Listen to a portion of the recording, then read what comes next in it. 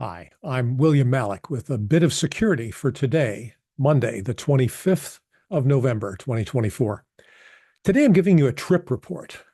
I went to an extraordinary information security conference last week, and I want to talk about what made it great with some hints and tips for people who are attending or contemplating putting on a cybersecurity event. This was the Northeast Annual Cybersecurity Summit. It was held at Quinnipiac University, which is a little bit north of New Haven in the center of Connecticut. It was run by Michael Hiskey with his CSO Security network. It was a great event. I'm encouraged by it because it gives an important venue for a number of opportunities. New folks get to know more about the field. Experienced folks get a chance to renew acquaintances and to interact with folks from different disciplines, networking, sharing ideas.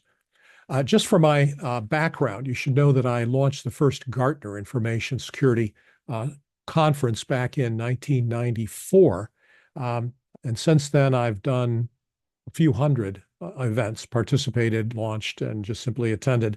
The first one, we had about 300 attendees all over the US, Canada, and some from overseas. We had 10 corporate sponsors, got good reviews. So let me tell you what was good about this event.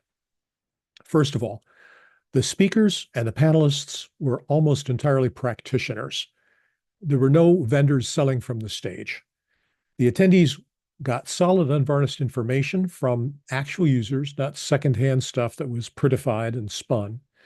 Attendees did not get an unlimited copy of the attendee list. They gathered lists of attendees from those folks that visited their display tables, which meant that you didn't get those annoying, hello, insert first name here. It was good to see you at last week's event, emails. The second good thing about it, the speakers were senior enough to speak with authority. That is, they didn't have to say, well, I'll have to check with the boss and get back to you. They dealt with political and organizational challenges, as well as with technical issues and vendor selection and so on. They could answer questions directly, and the advice was solid. Third, the attendees included senior level executives, as well as students in the field. Quinnipiac University has a graduate program in computer science, and some of those students, along with some of their professors, came along. In addition, we had significant representation from local and federal law enforcement, which helped because there were a couple of panels and a couple of topics that bore on how to work with them.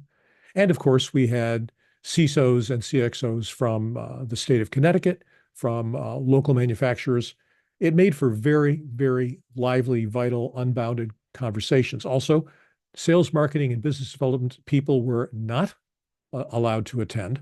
It was qualified professionals only, which meant that the conversations could move openly and unboundedly. Fourth, the moderator did a very nice thing. Mike collected questions for the speakers and the panels by an app. That eliminated the problem you sometimes get for individuals who want to grab the mic and pontificate on their pet peeve, which lets down everybody else, wastes time, and doesn't really move the conversation forward. The best questions, Mike noted, also often come from introverts, and groupware helps introverts find their voice without having the floor dominated by a couple of loudmouths. There were no questions allowed from the floor. Fifth, and this is an interesting one, the sessions were brief. They were under 20 minutes. The speakers had to get to the key point quickly. Panelists had to spend less than 2 minutes answering their questions. Think about that. That's 300, 350 words. So you have to be clear in your thinking. The goal here was not to capture airtime, but to effectively transfer information. And also, this is not a substitute for a semester or an hour-long lecture on these topics. Attendees got enough information to be useful and to know who could answer further questions and inspire subsequent conversations. Finally, the venue was very comfortable. There was adequate lighting, decent acoustics, air was the right temperature, there were plenty of seats. We had about 200, 250 attendees. The slides were easily visible for everyone. There were no bad sight lines. Things didn't go perfectly. The AV setup failed once and again. Coffee ran out at one point. The lunch line just had a single line, moved too slowly, so they ran out of food and they brought food back at the next break. Some of the volunteer organizations in the area weren't able to attend, which was a shame because there were some very eager people there, willing and eager to join and participate in those. But these problems are easy to fix. I don't know what the next steps will be. One challenge that all conferences eventually face is balancing the vendor's interest in capturing leads with the attendees' interests in getting information transfer and networking. So how do you do that? The vendors are the ones who are ultimately funding the event. There is an attendance fee, but it's not large. Maybe you should have a separate track for vendor presentations. I don't know. I'm looking at you, RSA. People may not think of Connecticut as a place that could successfully integrate business, academia, government, and volunteer not-for-profits. In my experience, Atlanta is one of the best.